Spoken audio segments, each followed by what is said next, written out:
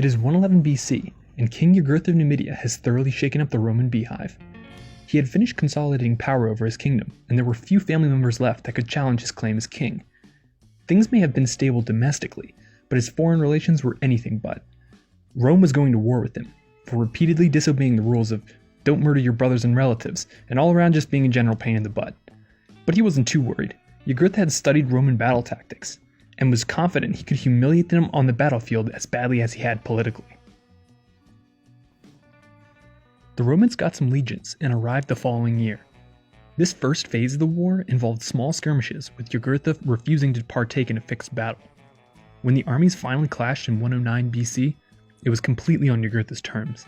He baited the legions into a trap and defeated the Romans so badly that they agreed to leave Numidia altogether. On their way out, Yugurtha even had them pass under the yoke, basically a ritual of submission that served no other purpose other than to humiliate the legions. After the loss, Roman voters were clamoring for new leadership. The man they chose to take over the campaign as consul was Quintus Caecilius Metellus.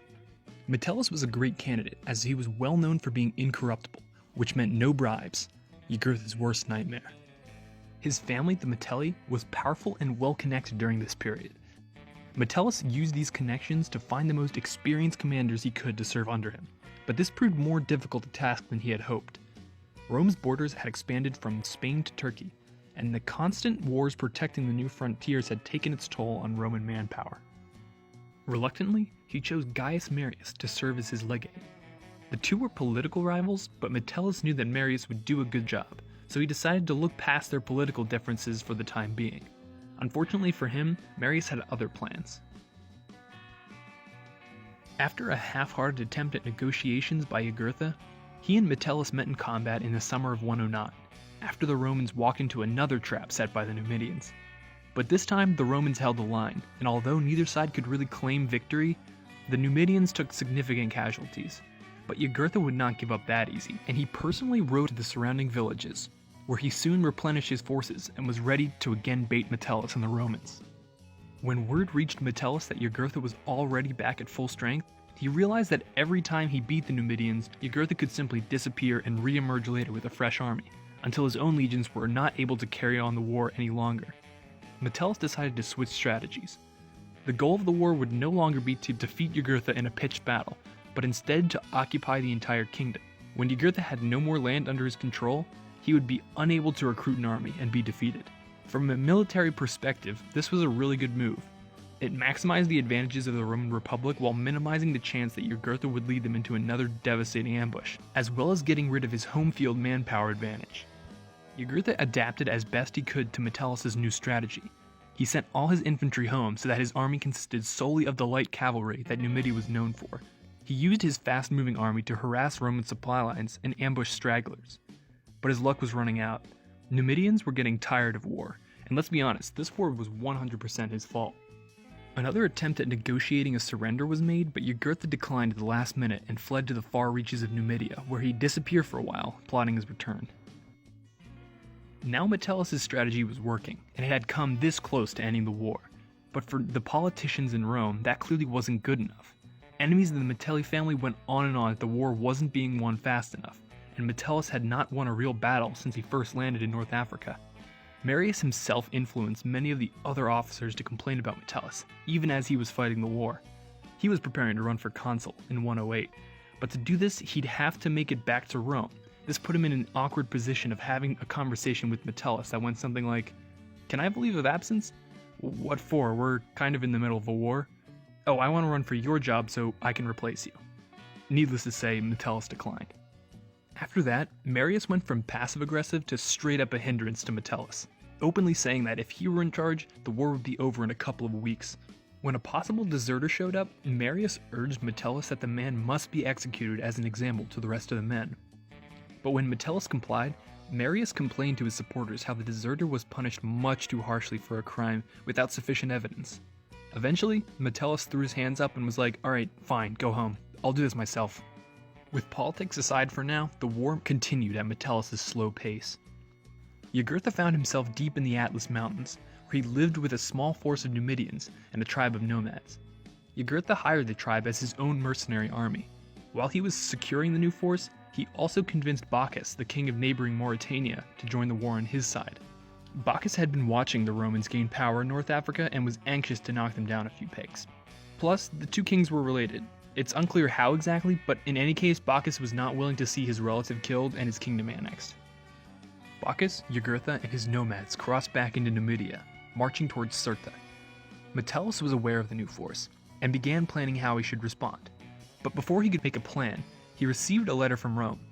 Gaius Marius had been elected consul.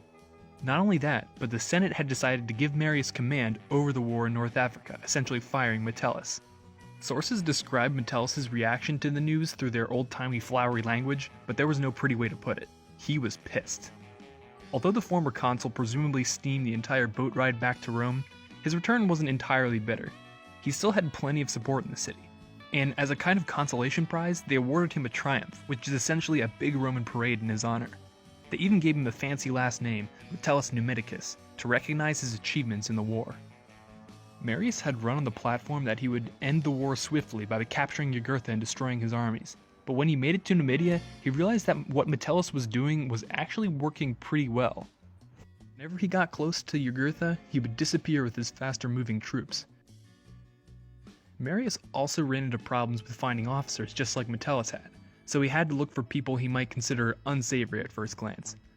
One of these was a quaestor named Lucius Cornelius Sulla, an aristocrat patrician who we'd today classify as the trust fund frat boy type. Despite his entitled background, Marius still decided to recruit Sulla as a legate, and the two met up in Numidia. Marius and Sulla managed to engage Yugurtha and Bocchus into a pitched battle, by which I mean they stumbled into another ambush.